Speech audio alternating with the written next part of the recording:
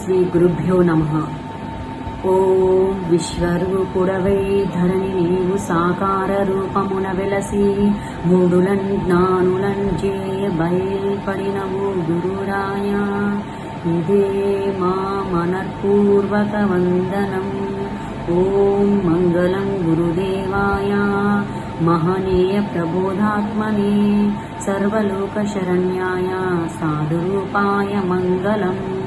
శ్రీ శ్రీ శ్రీ శ్రీ భగవాను స్వామి ఆచార్య ప్రబోధానంద యోగీశ్వరుల వారి దివ్యమైన పాద పద్మములకు నమస్కరించుకుంటూ రంజాన్ పండుగ సందర్భంగా రైతవాణి ఛానల్ నిర్వహించిన అంతిమ దైవ గ్రంథం వజ్రవాక్యములు జ్ఞానవాక్యములు వజ్రవాక్యంలో నాకు ఇవ్వబడిన వాక్యము 23వ సూర 91వ ఆయత్తు. అల్లాహు ఎవరిని కొడుకులుగా చేసుకోలేదు, ఆయనతో పాటు ఇంకొక ఆరాధ్య దేవుడు ఎవ్వడూ లేడు. ఒకవేళ అలాంటిది ఏదైనా ఉంటే ప్రతి దేవుడు తాను సృష్టించిన వాటిని వేరు చేసుకుని వేరైపోయేవాడు. ఒకడు ఇంకొకనిపై దండయాత్ర చేసేవాడు. వారు అల్లాహకు ఏ లక్షణాలను ఆపాదిస్తున్నారో వాటికి ఆయన అతీతుడు, పవిత్రుడు. ఈ వాక్యము ఏ అల్లా గురించి చెప్పారో ముఖ్యంగా గమనించవలసిన అవసరం ఉన్నది. మనకి అంతిమ దైవ గ్రంథము ఖురాన్లో ఇద్దరు అల్లాలు ఉన్నారని చెప్పారు. మొదటి అల్లా మరి పెద్ద అల్లా, మరి ఆయన ఏ పని చేయనివాడు, మరి ఆయన సాక్షిగా చూసేవాడే కానీ ఆయన రూపనామ క్రియారహితుడు అన్నమాట. ఆయనకు రూపము లేదు, పని లేదు, మరి ఆకారం అంతకంటే లేదు అన్నమాట. మరి ఆయన ఏ పని చేయనివాడనమాట. మరి ఆయన సృష్టి పూర్వం ముందు ఒక్కడే ఉన్నాడు. ఆయన సృష్టి పూర్వం ముందు ఒక్కడే ఉన్నాడు కాబట్టి ఆయనకి ఏ పేరు లేదు, ఆయనను పిలవడానికి ఎవ్వరూ లేదనమాట.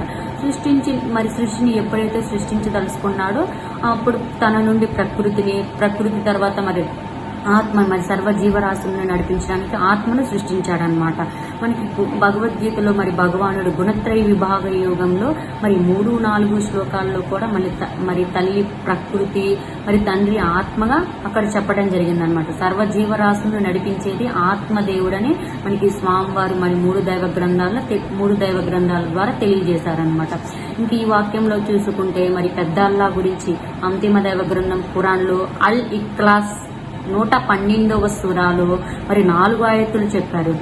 ఆయన ఒక్కడే దేవుడు ఏ అక్కరా లేనివాడు, దేవునికి సంతతి లేదు, ఆయన ఎవరి సంతానం కాదు, దేవునికి సమానమైనది ఏదీ లేదు అన్నమాట. మనకి ఈ అంతిమ దైవ గ్రంథంలో మరి పెద్ద అల్లా గురించి తక్కువగా చెప్పి మరి రెండవ ఆత్మ చిన్న అల్లా గురించి కూడా మనకి బాగా తెలియజేశారనమాట.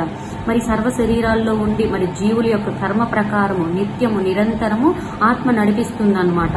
మనకి మరి రెండో వాళ్ళు ఏంటి, శరీరాల్లో ఉండి మరి నఖశిఖ పర్యంతము మనకి నడిపిస్తుంది అనమాట. కానీ ఇద్దరు అల్లాలు ఉన్నారనే విషయం మనకి స్వామివారు తెలియజేసేదాకా కూడా తెలియదు అనమాట. ఇప్పటి వరకు కూడా మనకి తెలియదు అనమాట. ఏదో దేవుడు ఉన్నాడని దేవుడు అని అన్నాం కానీ మరి ఏ దేవుణ్ణి ఆరాధిస్తున్నాం అనేది కూడా తెలియదు. పెద్ద అల్లావా ఏ ఆరాధనకు అసలు ఆయన అందనివాడు, మరి మనకి తెలియనివాడు అనమాట. ఆయన అంతటా మరి విశ్వవ్యాప్తంగా అణువణువున అక్కడ ఇక్కడ అన్న ప్రశ్న లేకుండా వ్యాపించి ఉన్నాడనమాట.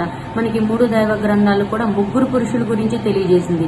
ఈ 3 పురుషుల విషయం తెలియకనే మనం చాలా పొరపాటు పడ్డామన్నమాట. మనకి భగవద్గీతలో వచ్చేసి పురుషోత్తమ ప్రాప్తి యోగం 16, 17, 18 శ్లోకాల్లో మనకి జీవాత్మ, ఆత్మ, పరమాత్మల గురించి, అలాగే బైబిల్లో కూడా మనకి ప్రభువారు మరి మత్తయి సువార్త 28వ అధ్యాయం చివరి అధ్యాయము 19-20లో కూడా మనకి తండ్రి, కుమార, పరిశుద్ధాత్మని అక్కడ 3 పురుషుల గురించి చెప్పారు.